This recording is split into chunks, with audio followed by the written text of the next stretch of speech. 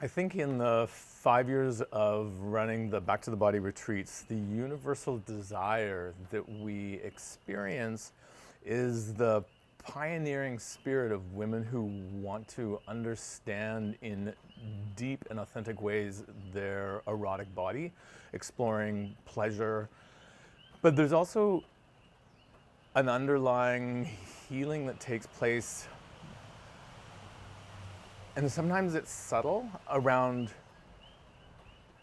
being informed of the real way that their body is and can be with receiving touch and eroticism.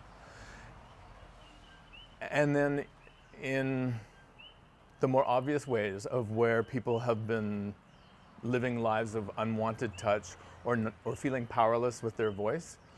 And the container that we create and the methodology with which we are working in, where the sessions are client directed, it gives women the power to ask for what they want and to moderate their sessions to the place that their body is able to accept and digest. I think digest and integrate are key components.